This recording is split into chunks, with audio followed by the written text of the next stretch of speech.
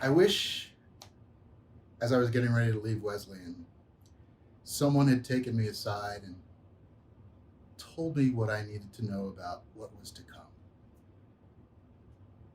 And I think there are people listening to me talk right now who are probably thinking the exact same thing. The end is near. What I would want everybody to know that I didn't know at the time was that despite the fact that I was getting ready to emerge from college, really emerge from education, almost like a sports team, undefeated, right? Managed to get through Wesleyan University, which meant I dominated high school, which meant I dominated junior high, which meant I crushed elementary school, probably was LeBron James of elementary school, kindergarten. I was emerging 17-0, undefeated. What I didn't know then, that I'm trying to make sure everybody that I speak to knows now, is that all that undefeated time means is that you're about to enter the awful in-between. Yes, the awful in-between. Basically, it's time for you to just get ready after having gone undefeated through education to take some L's. You're going to take some L's. Yeah, so what is the awful in-between? Well, I didn't really even know that. I left school with an English degree and moved back in with my folks because I didn't really have everything all set up, ready to go for a career. And I lucked into a job sorting mail at the Washington Post.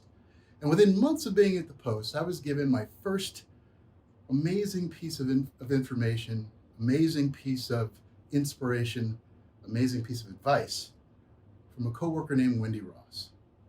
One night she looked at me and she said, "Rob, how old are you?" I said, "Well, I'm 22. She said, 22. Let me tell you something. Between the time you turn 22 and 30, you're going to be 5 different people. You're going to fall in and out of love. You're going to have 1 or 2 cars, one car you never want to be in again, and maybe another car after that. You're going to have different pets. You're going to be wearing clothes today that you would never put on when you're 30, and you're going to fall in and out in love. You're going to have friends that you cherish right now that you'll never speak to again. You're going to listen to music like that you love right now. You're listening to that music and you're like, what was I thinking of? You get to be all these different people between now and 30, and it's okay. I was like, okay. And she was right. Because in the immediate aftermath of moving into the real world, I had that experience of not being undefeated anymore.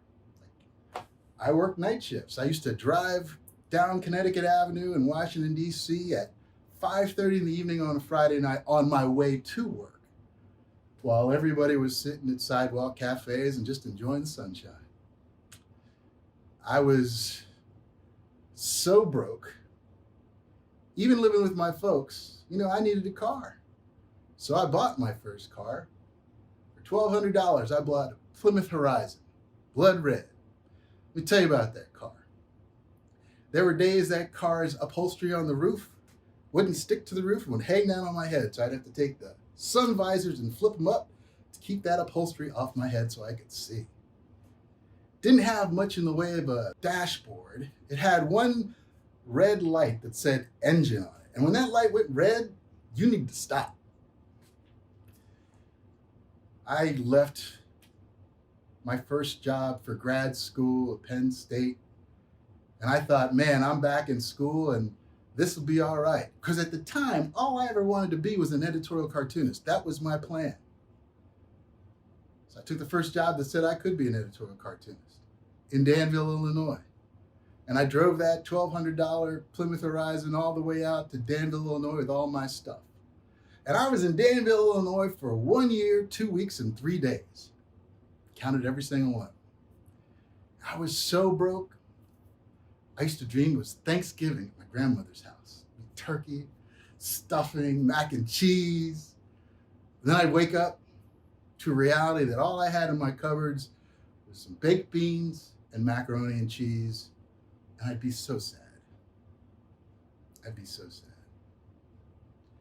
I learned about some serious perils in the awful in-between that I want to share with you because, again, You've lived this charming life of dominating and just rolling through. So I'm going to tell you about some L's because you need to know about them because they come up in the awful in between. For example, I'm going to tell you about the perils of the phrase, I'm overwhelmed. I was living in Danville, Illinois, and I was about to be transferred to another newspaper, slightly larger newspaper. And I chose the newspaper I wanted to go to because I had a girlfriend living in that city. And when I called her to tell her that I got a job in that city and I was moving from Danville, Illinois to be closer to her, she said, I'm overwhelmed. Let me tell you something right now. In the awful in between, somebody saying I'm overwhelmed is not good. And I would tell you that in the awful in between, one should never make decisions about your career moves so long as you're taking L's on behalf of somebody else who's going to respond with I'm overwhelmed. Just a piece of advice. In the awful in between, you make acquaintances that you wouldn't expect to make. I made an acquaintance with a woman named Mrs. Oberdorfer. Turned out Mrs. Oberdorfer worked for the phone company, and she would call me every month asking me had I made my payment yet. And I would always say, almost, Mrs. Oberdorfer. In the awful in between, things you don't even think that are perilous become perilous. Give you an example. Young people walking out into the world. Halloween is a perilous night. Let me explain to you why. Halloween. So no matter what you're doing for a living, no matter whether you're living on your own or with some roommates or living with your parents, Halloween is your night to kind of go out and recapture some fun. So what do? You put on a costume. You go to a party or a bar. You meet somebody who's also in costume. You don't even really know what that person looks like, but you might hit it off. In fact, you might decide, let's get together some other time afterwards. So next weekend, you actually meet up with this person. All right. And it's perfectly fine. It's Halloween and then it's the November and you're like seeing this person. 2 weeks later, Thanksgiving. Now you got to make some choices. So you choose to go home or you choose to hang with some friends, but you're not with this person that you met just 3 weeks earlier, Halloween, but you call them and you establish connection. Because if you don't, you're not going to see that person ever again. So you call. And then when you get back after being with your family or friends away from this person, it's a reunion. Wow, fantastic. Now you're in December. 3 weeks later, here comes Christmas. Or here comes Hanukkah. Here comes Kwanzaa. Now, do you buy a gift to this person? Now, if you don't, you're making a statement about how you feel about them. But you're in the awful in between. You've made a connection. So you're probably going to buy a present. They give you a present. Wow. A week later, New Year's Eve. New Year's Eve. Now, if you're with this person New Year's Eve and midnight comes around and you decide like, all right, we're gonna say Happy New Year in an amorous way, boom, next thing you know, you're into the next year. You're into the next year. And then like a month and a half later, here comes Valentine's Day. And then you got to figure out what you're going to say on Valentine's Day. Let me just tell you, in the awful in between, Halloween isn't just Halloween. Halloween is a precious connection to what your life's going to be. In the awful in between, immediately after leaving Wesleyan University, you face the perils of Wesleyan Alumni Magazine. Because you're going to get that quarterly magazine. It's going to list people you've never met who went to Wesleyan and people you know intensely who are in your class. And you get to see what they're up to. And you will get this feeling of, how am I going to compete with this person that's doing this amazing thing or writing this amazing thing or having families or what, you get into the trying to keep up with the Joneses. Let me explain something to y'all. The awful in between actually is a period of time where you get to figure out who you are. And like Wendy Ross said, what you're going to wear, what you're not going to wear, what music you like, what music you're going to stop listening to, who you want to hang out with and who you don't want to hang out with anymore. All right? It is perfectly fine, because what you must understand, and the awful in between will tell you this, is that as far as we know, we only get to do this one time. One time. And because that's the case, what's really important to understand is your journey is yours. It's unique. It's absolutely unique and amazing. Now, the best piece of advice I ever got that's tied almost directly to Wendy Ross is, it's gonna work out, you just don't know how yet.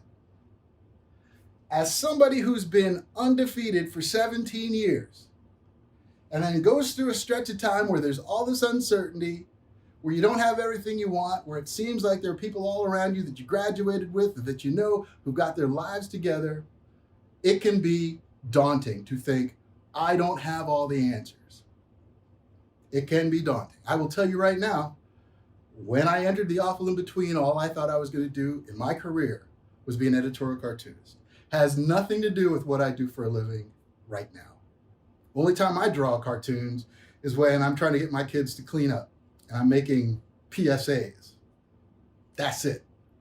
Beyond that, I've managed to find a lifestyle and a career, friends and family, fully fulfilled. But I could no sooner have told you that I would be standing here right now telling you this story of the awful in between when I was getting ready to leave Wesleyan than I could fly.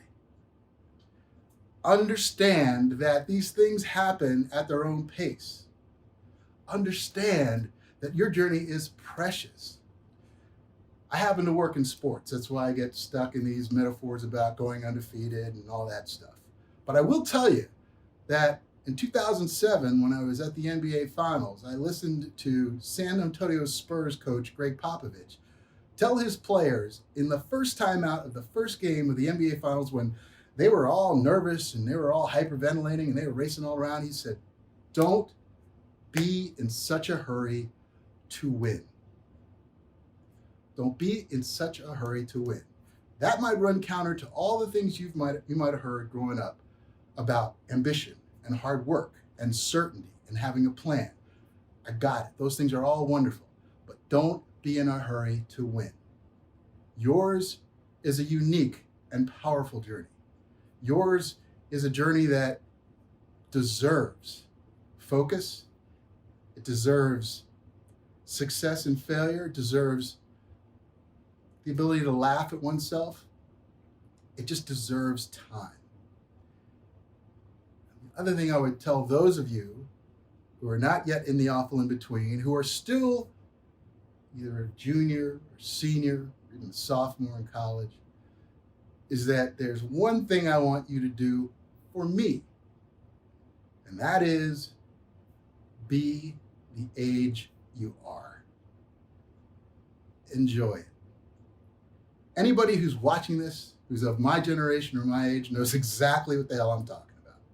All right? Your Thursday night is not like my Thursday night. Okay? My Thursday night now, happily, is spent scouring over Life 360 to make sure my 16-year-old who's riding through the streets of Connecticut in a Toyota Sienna isn't lost or hitting somebody or exceeding the speed limit. Your Thursday night is wide open. Do whatever you want. You could study. You could do some prayer. You could go out and be with people. Your Thursday night's different than mine. So before you even enter into the awful in between, understand that your age is an age to celebrate. Do not be in a hurry to win.